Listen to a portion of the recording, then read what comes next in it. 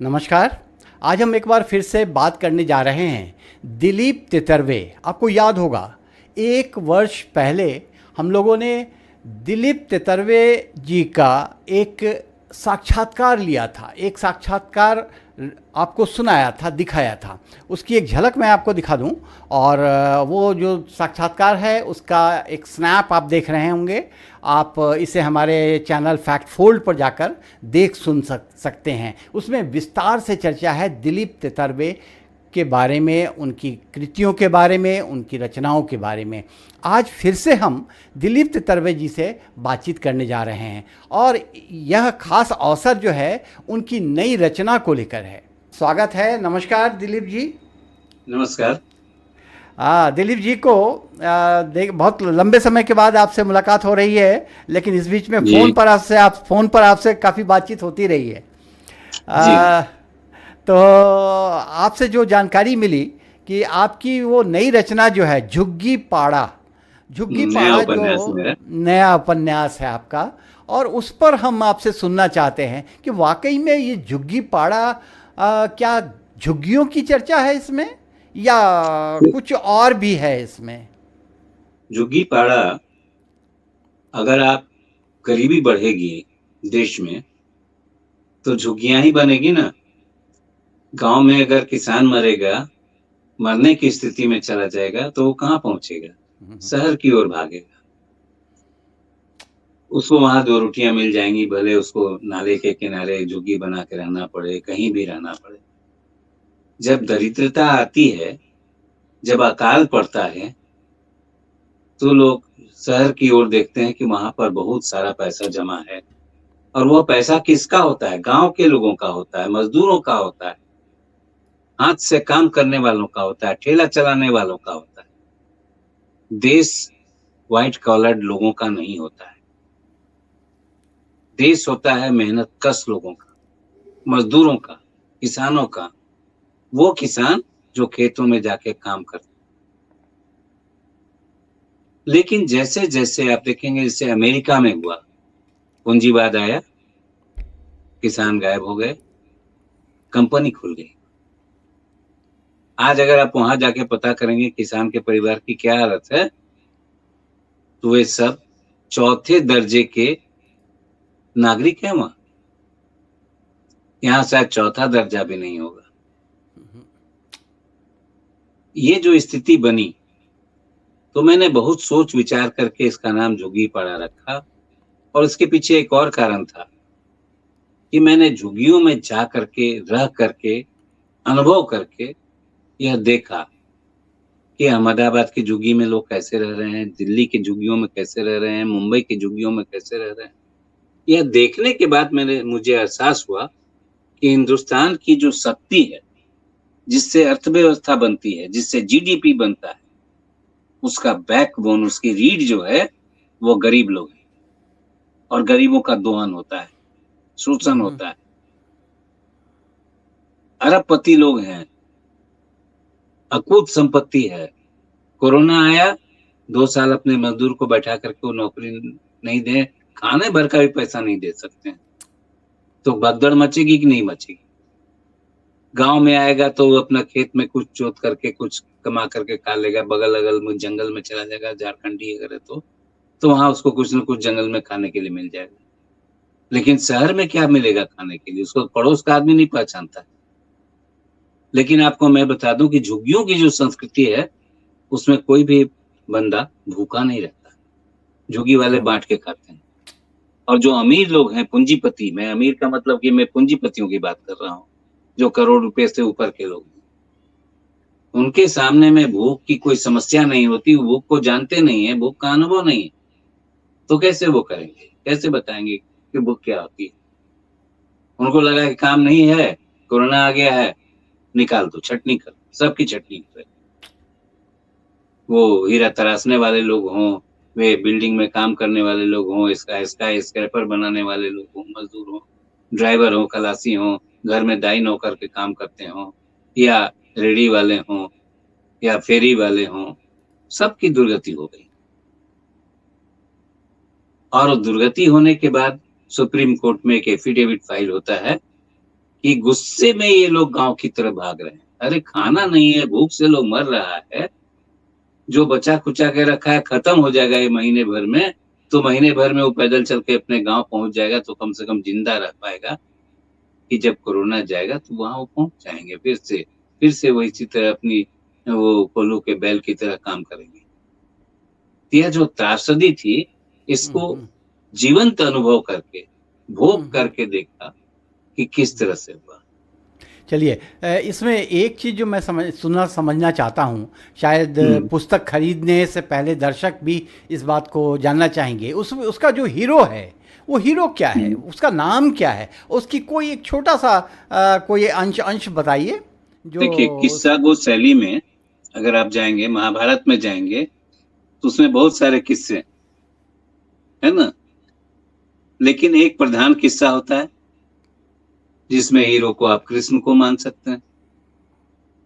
रामचरितमानस में भी बहुत सारे किस्से हैं, उसमें प्रधान कौन है तो राम है।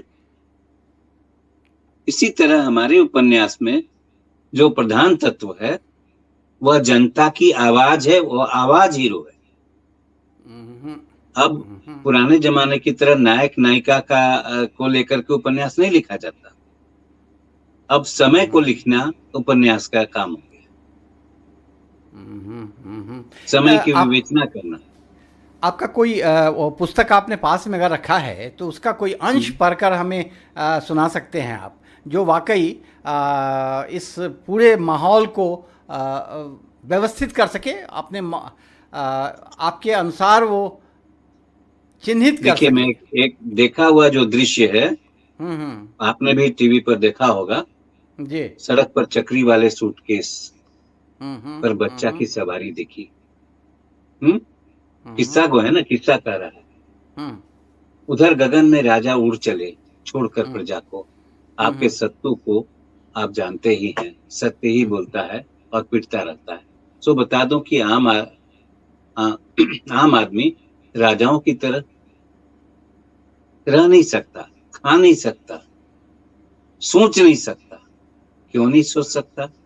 क्योंकि उसको शाम में आटा लेके घर पहुंचना है, चावल लेके घर पहुंचना है, थोड़ी बहुत अगर सब्जी हो जाए तो बड़ी बात, बड़ा खाना हो जाएगा उसके लिए। इस परिस्थिति में सत्यव्रत जो है वो गांव छोड़ के आया है। सत्यव्रत गांव का किस्सा गो। अच्छा, वो किस्सा सुनाता है, किस्सा सुनाता है, लेकिन किस्सा अब उसका सुनेगा कौन? गांव तो खाली होता जा रहा है, भुखमरी है गांव में, है ना। लेकिन उस भुखमरी वाले गांव में लौट रहा है लोग। क्यों लौट रहा है? क्योंकि वो जानता है कि भुखमरी मतलब कि आधा पेट तो कम से कम हो ही जाएगा। लेकिन शहर में रहेगा, अगर बॉम्बे में अगर मान लीजिए झुग्गी में रह रहा है कोई आदमी और खाने का नहीं, तो वहां कोई देने के लिए खाना आएगा क्या? उसको नहीं आएगा। दिल्ली में नहीं आएगा। दिल्ली में तो पड़ोस के लोग को नहीं जानते हैं कि कौन हमारे बगल में रहता है, 20 बरस से रह रहा है, नहीं मालूम कौन रहता है। आपने कुछ दिन पहले सुना होगा, एक समाचार आया था कि एक बूढ़ी औरत अपने घर में साल भर से पहले मर चुकी थी, उसका अंदर से लॉक था। उसका बेटा साल भर के बाद अमेरिका से आया, जब खोला तो देखा कि उसके उसके नर कंकाल पड़ा हुआ है उसकी माँ का। ये तो संबंध हो गया है पूंजीपतियों का। देखिए, पूंजीपति आप जो कह रहे हैं कि इसको पूंजीपतियों का आप जोड़ दिया उसके पीछे, ये केवल पूंजीपतियों का संस्कार नहीं हो रहा है। हमें तो लगता है नहीं, संस्कार जो हो रहा है वो हमवादी हो रहा है। पहले के पूंजीपति भामाशाह होते थे, आपको पता होगा, जिन्होंने महाभारत को महाराणा प्रताप को दे दिया। राजा के समय में भी पूंजीपति होते थे, लेकिन राजा पूंजीपतियों को नकेल पर रखता था कि इससे अधिक आप धन नहीं कमा सकते, उससे अधिक धन आप जो कमाएंगे वो राजकोष में आ जाएगा। ये आप उपनिषदों में जाएंगे तो देख लेंगे, उसमें भी लिखा होगा। और आज के हालात जो बता रहे हैं, आज के जो हालात हैं खासकर भारत देश के, उसमें तो जो चर्चा हो रही है, अगर हम इसको बहुत ज़्यादा राजनीतिक रंग नहीं दे सकते हैं इस बातचीत को, लेकिन ये चर्चा करना आज के हालात पर बहुत ही इसको ज़रूरी माना जाना चाहिए कि हम ये कुछ सेकेंड उस पर चर्चा कर सकें। आज जो हालात है उसमें तो पूंजीपति ही लगता है सब कुछ है, और उसको पूंजीपति को ही प्रमोट किया जाता है, और सत्ता जो है पूंजीपति के आसपास ही होता ही है। देखिए पूंजीवाद में ही होता है, ऐसा नहीं समझ लिए कि अमेरिका में जो पब्लिक है वह खुश है। अमेरिका में वही खुश है जो अरबपति है, वही राजनेता बनता है, वही प्रेसिडेंट बनता है ना। सब कुछ वही है।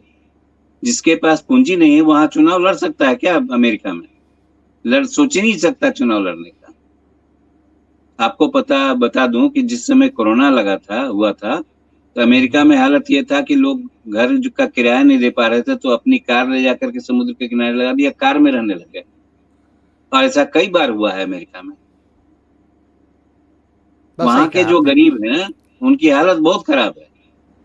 बहुत सही कहा आपने। और हालात भारत के और भी ख़राब होते जा रहे हैं, ऐसा तो हम लोग मानते हैं। कोई ऐसा आपके इस उपन्यास का वह चैप्टर के बारे में आप कुछ बताइए जिसमें आज के जो भारत के हालात हैं उसमें जो चर्चा अभी हम लोगों ने की, पूंजीवाद में जो गरीबों की स्थिति हुई उस पर कुछ चित्रित किया गया है आपके उस किताब के उस अंश में। ऐसा कोई हिस्सा बताइए, कुछ याद हाँ आता है। है आपको? बताइए ना। देखिए रेल की पटरियों पर बहुत सारे लोग मारे गए कोरोना के टाइम में, आपको याद होगा बहुत सारे लोग मारे गए। उसके पहले भी बहुत सारे दंगे हुए, उसमें लोग मारे गए। सिख दंगा हुआ, मुस्लिम गुजरात में दंगा हुआ, बॉम्बे में मारे गए, कोरोना में लोग मरे, है ना। बहुत सारे लोग अनाम मर गए जिनकी चर्चा भी नहीं हुई, है ना। लाखों लोग गंगा में बालू में दफन कर दिए गए, गंगा नदी में बहा दिए गए। ये सारे जो भूत बने उनके, वो सब जमा होते हैं उस रेलवे लाइन पर, पटरी पर, और वहां पर एक बैठक करते हैं। अच्छा। बैठक करते हैं। ये आपके उपन्यास का अंश है? हाँ अंश है, बैठक वो करते हैं। लाइन बाय लाइन पढ़ना तो उपन्यास का कठिन होता है, बहुत सा बहुत सही लंबा है। होता है ना। बहुत सही तो है। मैं वो आपको बता देता हूँ सिचुएशन क्या है कि सब बैठा हुआ है। भूतों की बैठक कोई हो रही गोधरा है। में मरा है, कोई दिल्ली के रैट में मरा है, कोई बंगाल के रैट में मरा है ना। हम्म जो लोग मारे गए वो तो मर गए, हम्म लेकिन जो बच गए हम्म उनकी त्रासदियों को देख के भूत लोग परेशान, उसके ही परिवार के जो लोग बच गए, वो लोग कहता है कि हम लोग एक अपनी सत्ता बनाए भूत लोग, और उन लोगों को पकड़ के ले जाए जिन्होंने हमें इस तरह से कत्ल किया, और उनको दिखलाएं कि फिर से एक बार तुम देखो कि तुमने मुझे किस तरह कत्ल किया। दृश्य को दोहराते हैं। और आप जानते हैं कोई भी आदमी जब हत्या करता है तो उस दृश्य को फिर से नहीं देखना चाहता है, लेकिन उसको ले जाकर के वो लोग दिखलाते हैं, देखो मैं जिंदा हूं और तुम मुझे हत्या करोगे, और ये तुम्हारे पास में जो अस्त्र था जिससे तुमने मुझे मारा वो तुम्हारे हाथ में दे रहा हूं, और फिर से मार, है ना। क्योंकि तुमको ईश्वर का डर नहीं है, भूत से डर लग रहा है, तुम छटपटा रहे हो मेरे हाथ से भागने के लिए, तुम भाग नहीं पाओगे। तो वहां पर एक एक वैसे लोगों को बुलाता है जिन्होंने उनको मारा है। तो उसमें बहुत सारे लोग आते हैं जिन्होंने मारा है। उसके बाद एक कोर्ट वो लोग स्थापित करता है, न्यायालय। अच्छा, कोर्ट, न्यायालय। हाँ न्यायालय स्थापित करता है। तो न्यायाधीश कौन बनेगा? बहुत तलाश के बाद एक न्यायाधीश मिला जिसकी हत्या कर दी गई थी दिल्ली में। उस न्यायाधीश के भूत को कहा गया कि आप बैठिए। बोला नहीं, मुझे डर लगता है, क्योंकि न्याय का जो कुर्सी है ना, उस पर बैठना आज हमारे लिए बहुत खतरनाक है ना। पता नहीं कब मैं लोया बन जाऊं। लोया एक जज था, इसकी हत्या कर दी गई थी, आपको याद होगा। तो वो सारी चीजें दोहराता है। तो बोलता है चलो अच्छा ठीक है, चलो लोया की हत्या हुई, लोया को बुलाओ। लोया के भूत को बुलाया जाता है, उसकी आत्मा को, जो बकवाड़ी है उसको। तो लोया आता है, वो कहता है कि देखो हम तो मर गए, हमारे परिवार में लोग अभी जीवित हैं, मुझसे मेरा मुंह अभी मत खुलवाओ। अब मैं खोल के भी क्या करूंगा? अब मेरी कोई आसक्ति मेरे परिवार से नहीं रह गई। मैं तो अब बस मुक्ति के लिए सोच रहा हूँ कि कैसे ही भूत योनि से मेरी मुक्ति हो और मैं फिर से जन्म ना लूं। वो पूरी फिलॉसफी जीवन दर्शन वो बताता है। तो जो जीवन दर्शन आदमी, जब बड़ी बड़ी आबादी जब तकलीफ में चली जाती है तो उसके पास में जीवन दर्शन आने लग जाता है, उसका अध्यात्म जगने लग जाता है, उनकी उसकी अंतस चेतना जग जाती है, सत हम्म, असत का ज्ञान होने लग जाता है। हम्म, जब सत असत का ज्ञान होने लग जाए, तब आप समझ लीजिए कि वो आज का मनुष्य नहीं रह गया, वो सतयुग का मनुष्य हो गया। हम्म, क्योंकि सत असत को जानते हुए भी लोग नकार देते हैं। हम्म, हम्म, नकारने का कारण क्या है? हम्म, स्वार्थ है, डर है, भय है हम्म, हम्म, कि मैं अगर अंतस चेतना की आवाज से सच बोलूंगा, हम्म, तो मेरे सिर पर, मेरे धड़ के ऊपर में मेरा सर नहीं रहेगा। हम्म, यह जब स्थिति बनती है, जब जब यह स्थिति बनी है, तब तब विश्व में क्रांतियां हुई, पब्लिक उठा है। इसी भारत देश में आपने देखा होगा 74 में क्रांति हुई। उस क्रांति नहीं मरी, मरे वे लोग जो सत्ता में चले गए, क्रांति से निकलने वाले लोग। वे लोग मुर्दे के समान हो गए, बेईमान शैतान हो गए, वही पुरानी परंपरा में चले गए। तो जब कोई क्रांति सफल होती है, तो समाज का निर्माण होता है। और जब क्रांति विफल हो जाती है या स्थगित हो जाती है, या वो अपना रास्ता दूसरी तरफ मोड़ लेती है क्रांति, तब आप देखेंगे अराजकता का शासन होता है। मुझे ये स्मरण आ रहा है जयप्रकाश नारायण जी की का एक छोटा सा, वो तो 6 पंक्ति का स्टेटमेंट देते थे, उससे अधिक नहीं देते थे, क्योंकि महात्मा गांधी ने उनको कह रखा था कि 6 पंक्ति से अधिक स्टेटमेंट तुमको देने की जरूरत नहीं, तुम्हारा वही बॉक्स आइटम में छपेगा। और जब तक वो जीवित रहे, उनका बॉक्स आइटम में उनका उनका समाचार छप उनका स्टेटमेंट छपता था, 6 लाइन होता था। उनकी एक पंक्ति थी, बंदरों ने मेरा बाग उजाड़ दिया। जब जनता पार्टी टूटी, मोरारजी देसाई की सरकार गिर गई, तब की बात मैं आपको बता रहा हूँ। तो जब घटनाक्रम जो होता है, इतिहास को दोहराता चला जाता है। इतिहास कभी भी ऐसा नहीं होता कि आज इतिहास बना, फिर वैसा इतिहास कभी नहीं आएगा। समय लौट कर आता है, समय एक चक्र में चलता है। आज मान लीजिए गर्मी है, बरसात है, जाड़ा है, फिर जाड़ा आएगा, फिर वर्षा आएगी। तो मौसम बदलता है जिस तरह से, उसी तरह से इतिहास आता है थोड़े बहुत अंतर के साथ। आप साहित्य को देखेंगे, जो सच्चा साहित्य होगा, वो किसी काल में शिथिल पड़ जाएगा, उसको कोई पढ़ने वाला नहीं होगा, फिर से लोग उसको पढ़ने लगेंगे थोड़े दिनों के बाद। आप हरिवंश राय बच्चन ने जो लिखा, आप देखते होंगे, उनकी जैसे मधुशाला है, मधुबाला है, रुबाइयां उन्होंने लिखी बहुत रुबाइयाँ। सारी। रुबाइयां तो ये चली कहाँ से? वो सूफी का एक सेक्ट है हालाबाद, उससे चला, ईरान से। उसमें से एक उमर खयाम की जो रुबाइयां थी, उसका अंग्रेजी में ट्रांसलेशन हुआ। अंग्रेजी में तब वो पीएचडी करने के लिए हरिवंश बच्चन इंग्लैंड गए हुए थे, वहां उन्होंने अंग्रेजी में उन रुबाइयों को पढ़ा। उनको लगा कि तो आज के हिंदुस्तान के लिए ये मीनार अभी हमारे यहाँ खड़ी है, अंग्रेजों की मीनार, जो आवाज नहीं सुनती है। मीनार के अंदर रहने वाले लोग की आवाज अंदर रह जाती है, और मीनार के बाहर रहने वालों की आवाज बाहर रह जाती है। बहरे हो गए हैं अंग्रेज। तो उन्होंने ला करके लिखा। उनका मेन थीम क्या था? समाज को बांटो।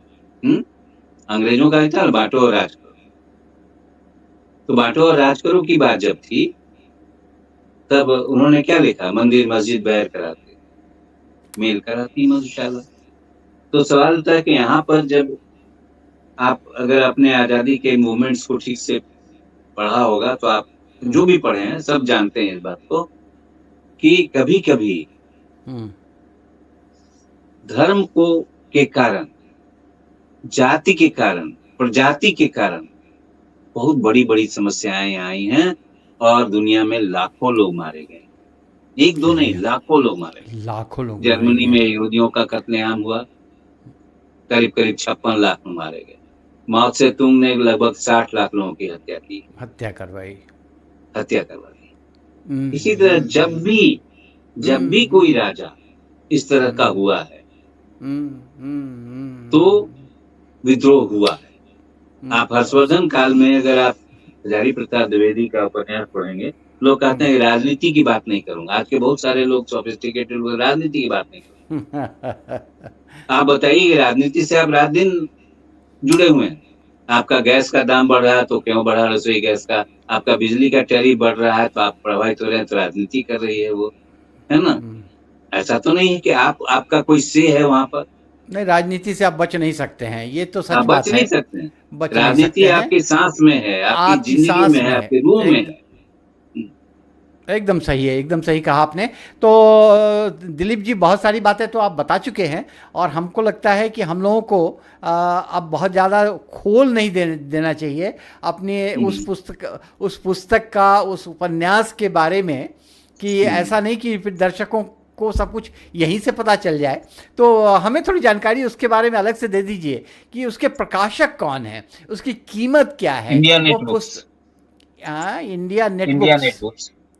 इंडिया अभी वो नेट बुक्स। प्रचार में देंगे हम्म। कि वो कहाँ कहाँ अवेलेबल है और किस हम्म। स्टॉल्स वो पर देखने हैं, भी। हाँ, सब किस मिल शहर जाएगा में और। है। हाँ, क्या कीमत होगी उस पुस्तक की? लगभग 500 रुपये होंगे।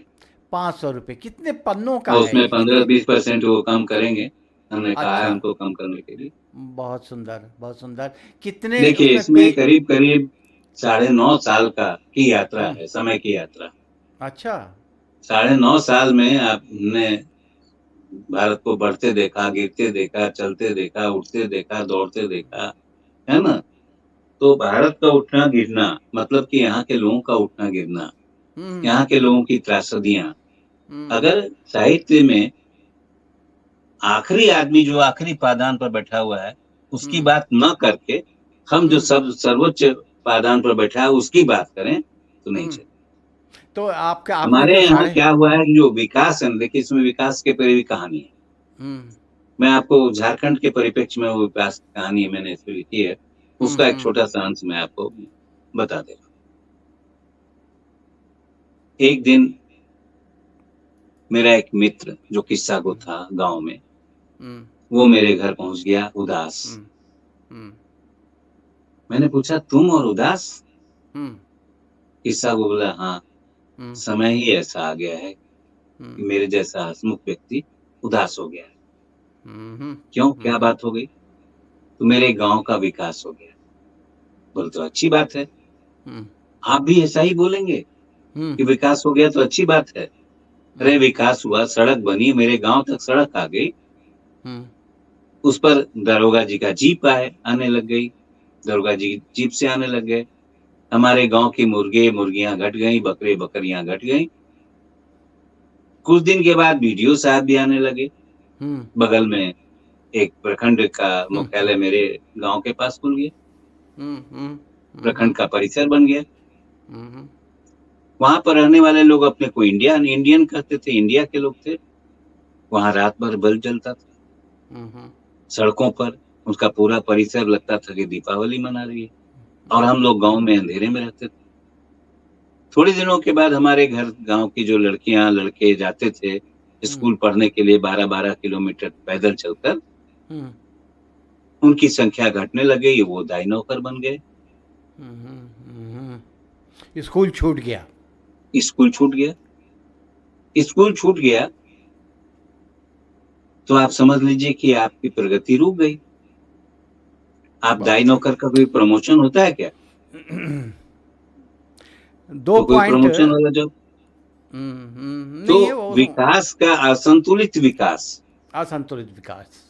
हाँ, असंतुलित विकास का बहुत अर्थ सही। होता है औद्योगिक विकास के साथ साथ समाज का विकास, हम्म। आध्यात्म का विकास। ये हम्म। तीन चीज आवश्यक। अगर बहुत सही। आध्यात्म नहीं है, अगर राधा कृष्ण जी को आप देखें, हमने उनको कोट किया है राधा कृष्णन जी को, हम्म। उनके हम्म। दर्शन शास्त्र भी मैंने लिया है इसमें। हम्म। तो दर्शन शास्त्र में वो कहते हैं कि अगर हम साइंटिफिक कोई आविष्कार करते हैं हम्म। तो उसके साथ आध्यात्म भी होना चाहिए और सामाजिक नियमावली भी बननी चाहिए। बननी नए चाहिए। आविष्कार नए नूतन चेतना देती है, तो नूतन चेतना के अनुसार परंपराएं भी बननी चाहिए। और परंपराओं का परिमार्जन मतलब एडिटिंग होना चाहिए, पुरानी एडिटिंग होनी परंपराओं चाहिए।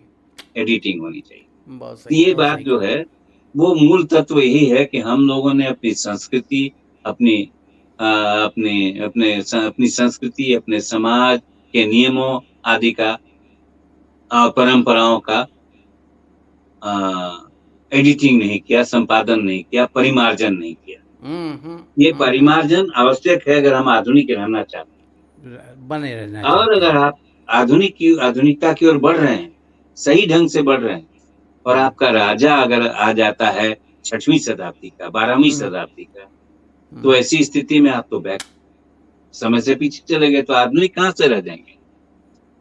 ये कॉन्ट्राडिक्शंस आपने जो अभी कॉन्ट्रडिक्शन। अभी हाँ आपने जो बताया कि इससे तो और उत्सुकता बढ़ गई है मेरी, और ख़ासकर हमारे दर्शकों की भी बढ़ गई है कि जो 9 साढ़े 9 साल की बात आप कर रहे हैं ना, ये टेन्योर जो है ये इस भाजपा शासन का टेन्योर है, और उसमें इसके पहले जो मैंने बनाया था वो कांग्रेस टेन्योर था। अच्छा ठीक है। तो एक आप अभी कालखंड तो की यात्रा जो थी हाँ हाँ वो 35 साल की यात्रा थी। अच्छा अच्छा अच्छा अच्छा, एक कालखंड की यात्रा। आपका वो उपन्यास जो था, उपन्यास है। हाँ वो पहले, इसके पहले जो प्रकाशित हुआ था उसके बारे में उस आप कह रहे हैं। उपन्यास में मैंने कांग्रेस की आलोचना की, बहुत बीजेपी सही है, उभर रही थी उसकी आलोचना की, मैंने सही है। उग्रवादियों की जम के उनकी आलोचना की। आलोचना मतलब की समीक्षा की उनके जीवन बहुत की, सही है। उनके जीवन शैली की, किस तरह से वो एक और एक्सप्लॉइटेशन के खिलाफ वर्क करते हैं, दूसरी ओर स्त्रियों का खुद एक्सप्लॉइटेशन करते हैं। खुद वो एक्सप्लॉइट सब करते कुछ हैं। था उसमें। तो बहुत उसमें सही। हुआ और क्या कि मेरा जो लोग नक्सलाइट मेंटेलिटी के थे, मानसिकता के थे और अधिकारी थे, उन लोगों ने मुझको, अगर उनके थ्रेट पास में साहित्यकार को काम देने के लिए था, तो वहां मेरा काम रुक गया, रेडियो में मेरा काम रुक गया, अच्छा दूरदर्शन में मुझे नहीं बुलाया जाने लगा, क्योंकि अच्छा मैंने नक्सलाइटों के खिलाफ लिखा। तो जहां अच्छा। जहां उनके पॉकेट्स थे और हम्म। मौजूद थे, वो वहां वहां मुझे ब्लॉक कर दिया गया। इसी तरह कई बार हुआ। आप जब लिखते हैं, अगर किसी आप कहिए तो हम कहेंगे ऐसे राजा होता है, वैसे राजा टाइप के भी बहुत सारे लोग लेखक हुए, जैसे लेखक हुए राजेंद्र यादव हो गए, बहुत सारे लोग हुए। हाँ तो हाँ। उनको जिनको जिंदा करना होता था, उसके पास में कलम हो चाहे नहीं हो, उसको जिंदा कर देते थे। दूसरे से कहा लिखवा देते थे कि आप कहानी लिख दीजिए, आप उसका उपन्यास लिख दीजिए। लेकिन जो बढ़िया लिख रहा है, लेकिन उनकी नीति के अनुसार नहीं लिख रहा है, उसको सारे पत्रिकाओं में फोन करके उसका छपना बंद करा। छपना बनकर क्या, ये तो रहा है, ये तो चलन रहा हम्म, है, ये तो पूरा इतिहास है इसका। और हम्म, लेकिन हम यहाँ दर्शकों में वो उत्सुकता हम हम्म। जगाना चाहते हैं, और हम चाहते हैं कि दर्शक इन सब पहलुओं को सुनते हुए, आपकी मुंह से सुनते हुए जरूर उस पढ़ेंगे उस पुस्तक को। आपने देखिए बताया होता नहीं क्या कि है, मैं आपको बता रहा हूँ। हुआ क्या है कि ये सच लिखने की कोशिश की गई है। सच पढ़ना लोग भूल गए थे, सच बोलना भूल गए, अब बोलना नहीं चाहते। सच बोलने से आपका परिवार में भी झंझट हो जाएगा, सच बोलने से समाज में झंझट हो जाएगा, सच बोलने से सत्ता आपको मना करेगी। अगर आपने गोइबल्स का साहित्य पढ़ा होगा, जर्मनी के जो प्रचार मंत्री थे, प्रचार मंत्री थे। हाँ, गोइबल्स ने का एक सेंटेंस तो लोग सबको याद रखते हैं कि आप सुबह में झूठ बोलना शुरू करो तो शाम में आपको खुद लगने लगेगा कि आप सच बोल रहे हैं। सच बोल लेकिन रहे थे। उसके बाद का जो पैराग्राफ है वो ज्यादा इंपॉर्टेंट है। उसके बाद के पैराग्राफ में गोइबल्स लिखते हैं कि अगर सत्ता को अस्थायी रहने की इच्छा है, राजा को जो रूलर है वो चाहता है कि वो उसकी सत्ता बनी रहे। बनी रहे, तो जनता को किसी भी कीमत पर सच सुनने नहीं देना। नहीं देना है। वह वही सुने जो आप उसको सुनाना चाहते झूठ हैं। बोलो वाली बात जो है। नहीं, एनीवेज झूठ बोलो या सच बोलो, वही सुनो जो सत्ता चाहती है। सत्ता चाहती है।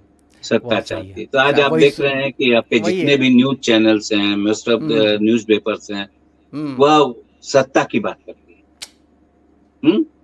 अब वो वही चिता आया कहीं से, चिता की भी कहानी इसमें है। नहीं, जी हाँ जी हाँ, बहुत सही हाँ, है, बहुत चिता सही है। आया, वो जो चीता चिता जो लाया आया, गया अफ्रीकन कंट्री से, जो लाया गया। चिता ने एक पहला शिकार किया, बहुत है सही ना। है।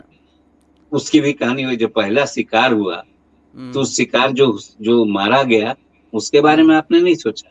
उस हम्म चीता ने शिकार किया, विदेशी हम्म चीता ने, तो आपको हम्म बड़ा अच्छा लगा, आपने कह दिया। लेकिन हम्म जब एक विदेशी महिला पत्रकार ने हम्म एक सच्चा क्वेश्चन कर लिया हम्म राजा से, हम्म तो राजा ने एक गिलास पानी उठा के पहले पिया, उसका प्रश्न का जवाब नहीं दिया, झूठ बोले। और झूठ क्या बोले जो वो अक्सर बोलते हैं। तो राजा का काम अगर झूठ बोलना ही हो जाए, वो अपने लिए झूठ बोलने के लिए गोएबल्स ना रखे। ना हिटलर रखे। अपने झूठ नहीं बोलता था, बोलता ही नहीं था, वो गोएबल्स से बुलवाता था। तो बुलवाता था। गोएबल्स तो खैर आज भारत में सैकड़ों की संख्या में, सैकड़ों हजारों की है। संख्या में, हर हर हजारों की छोटे, संख्या में। एकदम एकदम उनके ही, उसी के लिए तैयार किए गए हैं। बहुत सही हम्म कहा आपने। एनीवेज, तो अभी हम लोग बातचीत खत्म करते हैं, यहाँ पर खत्म करने वाले हैं। इससे पहले मैं हम्म। आपसे जान लूँ कि आपकी उस पुस्तक की पृष्ठ संख्या कितनी है, कितने पेजेस हैं उसमें? उसमें लगभग 564 पेज होंगे। 564 पेज है। कब तक ये बाजार में उपलब्ध होगा, क्या अंदाजा है आपको? ये करीब 2 महीने में हो जाएगा।